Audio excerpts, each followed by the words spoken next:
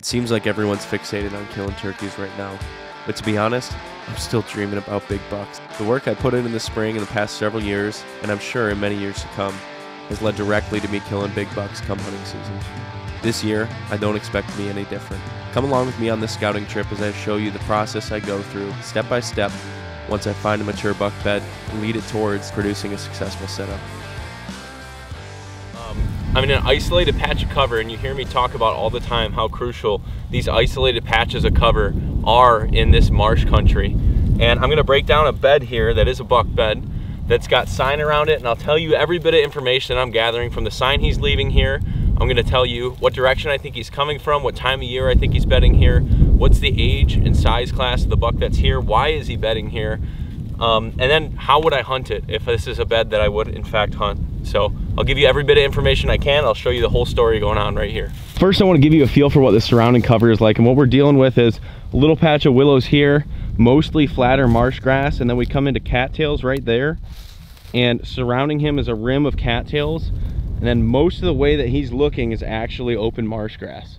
Now this marsh grass is going to get high enough that it will cover a deer come season, but it's not quite going to be high enough that a deer standing is going to be concealed until he's into those cattails right there. So the first step that I often talk about is where is he bedded, and obviously step one accomplished right here. We can tell that this is a buck bed. There's a clear outline of his back right here. There's some poop in it, which is very, very common for bucks to stand up and relieve themselves throughout the day, especially when they're spending a long time in these beds in pressured areas like this, and they're not necessarily traveling a whole lot. You'll often see any kind of feces and stuff like that in the bed. But first step accomplished, we found where he's bedding. Now the second step is we're gonna gauge the size of this deer, we're gonna gauge its maturity, and that's gonna be based on a couple things. That's gonna be based on the intelligence, and it's gonna be based on the sign that's around here. First, if we're looking at intelligence here, we're gonna look at how vulnerable that deer is. And there's gonna be another layer to this of escape route that a lot of people don't really consider, or at least vocalize when they're talking about the intelligence of a buck bed. So right now I actually have you sitting in the buck bed, and I'm gonna give you a little bit of perspective here. So you're about the height right now that a buck would be when he's bedding in here. And you can see that behind him, fairly covered, especially when we think this is, which is gonna be the early season because of how tall we need this grass to be and the leaves that we need to be on this branch here in this bush behind us, this willow bush behind us, in order for him to be shaded and concealed here. But if you look back, fairly covered from that direction, which is good, but it starts to get fairly open here. This grass is going to be tall enough to conceal him laying down, but not when he's standing up. And you can see that he's got a good amount of area that he can actually have danger reach him from, or danger approach him from, before he gets a good monitor on it. Now, while it's going to be loud, we do expect that with his back to this wall of cover right here, that's where he wants that wind direction coming from. And that's actually how this bed rounds out, where his back is rounded with the wind coming over his back in this direction. He's looking out to the opening. Now, the way I'm going to dock him here, as far as maturity points goes, is I don't really think that he's got a great secure exit route where he's not exposed. The closest exit into cover is this cattails right here, and he's still got to take a few bounds into fairly open territory in order to get into good cover. So I don't think this deer is bedding with a lot of experience and a lot of maturity, just based on how he needs to escape this bed and how many different angles something can come at him from. Now, if he was at the tip of these cattails and he could see everything out in this direction and only have his wind coming back over his back, then he could monitor things successfully by looking even in just one direction. He could monitor everything coming from one single area, and then using the wind, he could monitor the entire other direction. So that would be a more intelligent setup for bedding. The cover doesn't really line up for it in this case, but docking him a few points as far as maturity goes because of the intelligence of the bedding. I don't think he has a great escape route, and I think he's vulnerable from too many directions.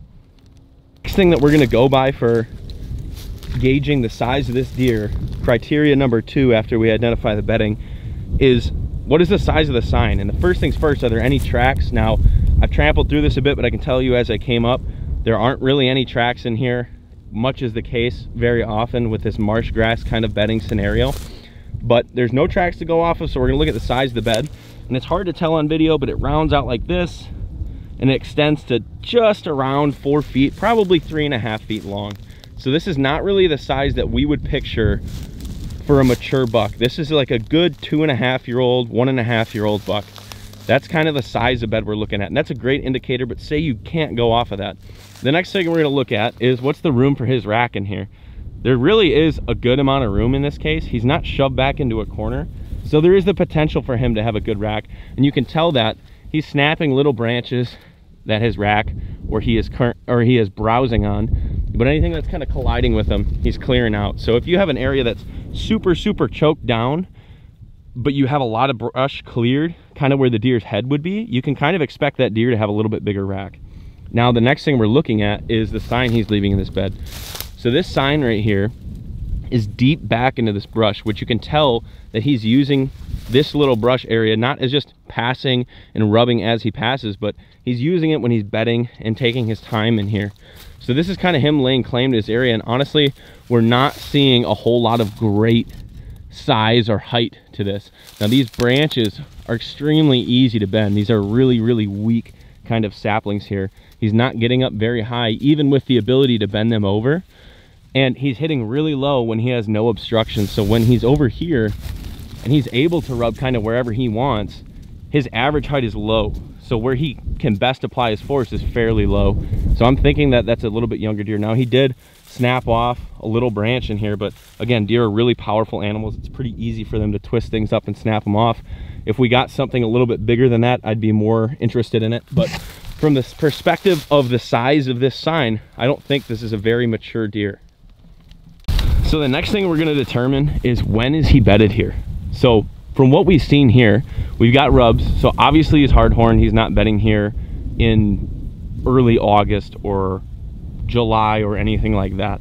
So we know that this is some kind of very likely during the season bedding, of course. But what we're looking at as far as cover is when we're seeing this grass down, which is going to happen around November, is when this grass is going to start to flatten out. These cattails are going to start to thin. We can tell that there's really not enough cover for even an immature buck to feel comfortable bedding here. So we're going to rule out kind of a prime rut bedding here. Now, I also think that in the very early season would be nice for him to bed here, but you have to think in these scenarios, why is this deer here? What is he doing? Why is this spot, instead of all these other patches, why is this spot the one that he chose to bed in? What we see here is we actually got a major trail coming right here, rounding out this corner, leading into some doe bedding over on that far edge there. We've got another major trail traveling from this large patch of trees here that's got doe bedding that's fairly open. There's lots of beds in there of different sizes. And we've got another major trail coming right here. And we actually have the predominant wind working with us today, blowing right in my face from that doe bedding. And we can tell that right where these two major trails intersect, right where they cross, is the side that he's laying sign on. This is where he's twisting up branches and stuff like that. Now, most guys would look at this patch of willow brush and would say, well, willow leaves fall off pretty early, so this must be an early season bedding. Now, I would challenge that because I, coming into the marshes this year, not familiar with some of this type of cover, recorded when I was seeing all of this willow brush drop this year, so I can get a feel for when the shaded cover is still there. And I noticed that on October 24th and 23rd is when this willow brush started to turn yellow, and after that is when it actually started to fall off. So we could have a buck in here with full shade all the way into the pre-rut, deep into the pre-rut when those first does are actually coming into heat. So what I think is going on here with this predominant wind coming from doe bedding, with the major trails crossing right by this location, and him having a slightly open view, easy to monitor things coming from that direction, I think what he's doing here is, due to his immaturity, he's putting himself right on the corner of all the travel because he wants to get first dibs on whatever comes down. He wants to gather whatever information he can about these does, and he's actually putting himself a little bit at risk to do it. And that's why he's marking so much sign over here, is because he's trying to let any doe know that's coming by that he's here, he's keeping tabs on them, he's trying to lay claim to this little area. And honestly, he's not going to get much competition from mature bucks because this is a very vulnerable position.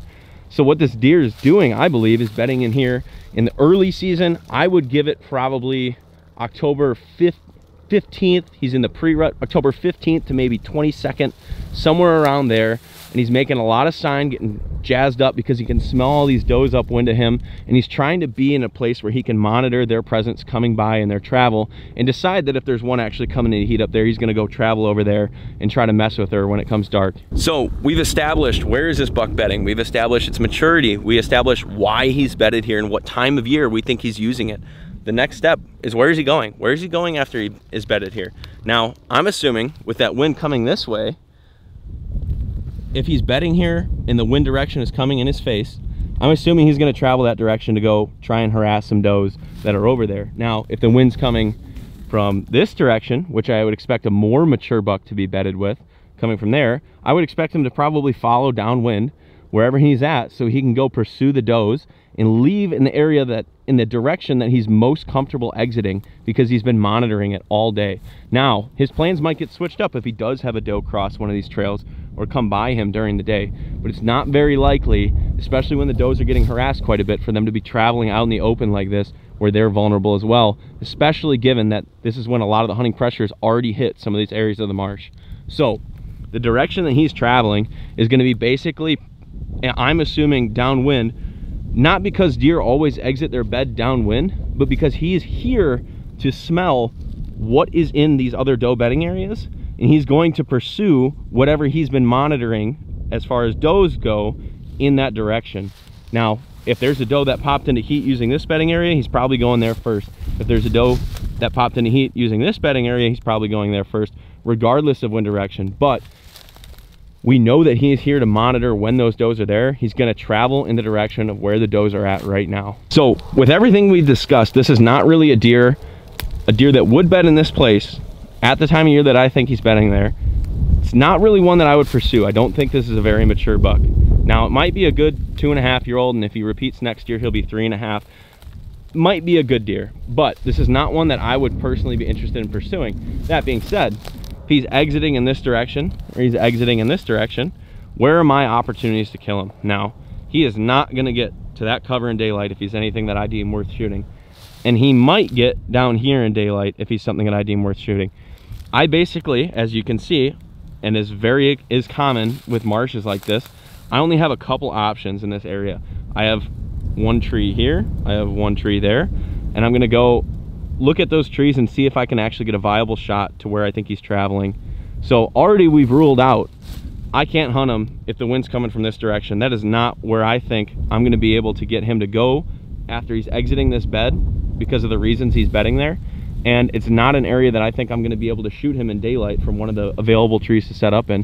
So we've already ruled out that even though he might be using this bed when the wind's coming from that direction, I don't think I'm gonna be able to kill him when he is.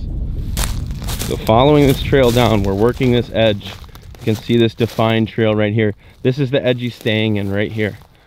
And now, from right around here in these trees, we can tell this is our first opportunity to get a shot on this deer. That's maybe 25 yards away. Right past here, see if we can get a good view of it. Right there is where that setup is. So the next thing we're determining here is, where can I set up to kill this deer? Now, given the things that we've discussed, I don't really think that this is a deer that I would be really interested in killing. I think he's in a vulnerable position, and just enough so that I don't think it would be a mature buck bedding in this situation. But let's say it was, and how am I gonna get, for the sake of learning, on this deer set up to where I can kill him? How am I gonna beat his nose and be out of his area of comfortability that he can monitor? How am I gonna be close enough that I catch him in daylight while still giving him the advantages that he needs in order to bed there? So I'm gonna zoom in on that bed right now. You can see there's my tripod right there. That's the height that I expect this deer to be bedded at, just below the top of that tripod. Now, with this grass a little bit higher, I don't think he's gonna see me coming in here. One of the things we've determined is, if he's exiting from there over to this patch of trees, so one, he's already smelling in the direction I would have to set up, and two, he's not gonna reach me in daylight. I'm way too far from where he's at. So what I need is the wind coming over his back like a more intelligent deer would bed anyways, and I need him to exit downwind because he's smelling for does in this bedding area down here, and I'm gonna have to intercept him on the way while not letting my wind or sound or sight get to him. And my first available tree is gonna be this willow right here, this slender willow right there. Now what that's gonna do is this willow is still gonna have leaves on it, as we talked about earlier. That's gonna conceal my sight. So it'll be just out of sight of him. And what I would do right now is I would actually climb up in my sticks and see if I can see that tripod sitting in there. I would put a hat or something on that tripod so I can see it clearly. And I would see if I can get, how high I can get up that tree before I clear this grass and make myself visible to him. Now that being the nearest setup, right here is the trail that he comes along, and it reaches out to about 25 yards right here. This is my closest tree.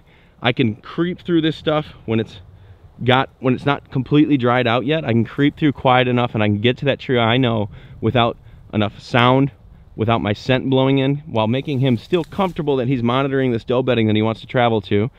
And I'm not inside of him. I'm completely beating his senses and letting him still feel comfortable that he's monitoring this whole area successfully. Now this deer being a little more immature, it's a little bit easier to break down his game and kind of get in on him because he's not bedding with that intelligence that we would expect a mature buck to be bedding. So this might be a little bit more of a conundrum if this was a more mature deer that we're after here. It might be a little bit harder to find this setup. But now we've found exactly where we need to be in order to target him. Step is access, so I can access from pretty much any direction here.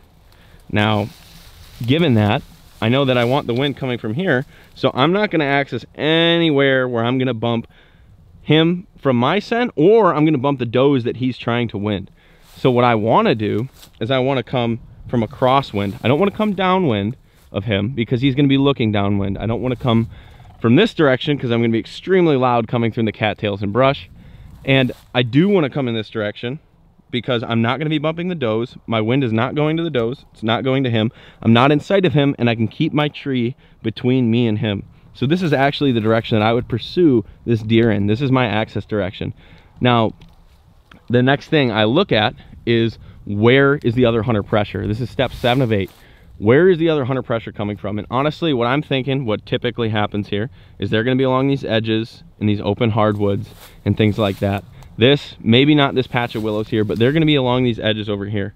So I'm gonna be monitoring whether I believe someone has come in here and is hunting it. I'm gonna be looking at access. I'm gonna be seeing if someone's parking in the lots that are over here and over here and over here. And I'm gonna see if I think someone's pinching in on him and habitually hunting that before I decide that this is a good area to be at. Basically, I know that this deer is already monitoring the hunter pressure if he's bedded here. So in this situation, I'm not super worried about where other hunters are gonna be because there's one tree I need to get to in order to kill him. And as long as I can't see someone in these trees here, I know I'm still in the game on him. Now, if this were a really special buck, my last step is how is he gonna adjust once this pressure has hit him? And now right now he's in a pretty isolated bedding scenario. He's isolated out there, so he's not gonna get more isolated and more protected from this cover if a lot of the pressure has already reached him here. So what I'd expect is him to actually bump even further out and maybe make a dramatic shift in this situation. If he's busted off of an isolated patch of cover like this, he's probably not going to the mainlands where all that pressure came from. I don't think he's gonna do that. I think he's actually gonna shift further out into this point, and once he can't take it anymore, he's gonna break out into a different bedding area because he's already pushed a little bit further back by this time of year. He's off of those mainlands because the early season pressure's already pushed him off, and I think that he's actually gonna make the adjustment here. If he gets bumped and if he's a really special buck and if I do want to get back on him, I now need to go scout in this direction and figure out where he'll go when that pressure that's a little bit closer to lots has already impacted him. So I hope you guys enjoyed that breakdown of this bed right here. This is exactly the process I go through when I scout all the time. And again, just to recap, it's an 8-step process. Step 1 is gonna be, where is the deer bedded? Step 2, what is the size class of the deer that's bedded here? What's his maturity? What's his age? And how big is that rack that he has got? Step 3, when is he bedded here? When can I target him? When is he actually gonna be using this area? Because they don't use them all throughout the year in most cases. Step 4, what's his travel direction? Where is he going and how can I target him on the way out? And step 5 will then be, where can I set up on him? Once I found out where I can set up on him, step 6, how can I access that? Where must I come from in order to make him feel like he's safe, but actually protrude into that area where he is vulnerable. Step 7, where is the other hunter pressure coming from? What are the other hunters doing? Has he been pushed here by other hunters? And then step 8, how is he going to adjust to other hunter pressure? And that's something I do when I really believe it's a very special deer. How do I need to adjust if he gets pushed by someone else or myself? And where do I need to now go scout to find out where's that bed he shifts to after he's been impacted here? So those are the 8 steps. This is just a quick breakdown video of this whole process that I go through scouting. I really appreciate everyone that's taken the time to stick with me throughout this off season and watch all my content. I really enjoy making stuff for you guys, and I can't wait to make some announcements on what's soon to come. There's a lot of different things I've been working on with a lot of different people, and I'm extremely happy with the direction that this is going and everything in the outdoors is going for me. So I'm very excited to bring you guys along. I appreciate you sticking around through this whole video. If you could, drop a like and subscribe or comment. Tell me something you want to see in some future videos or ask any questions you'd like. Thank you guys very much.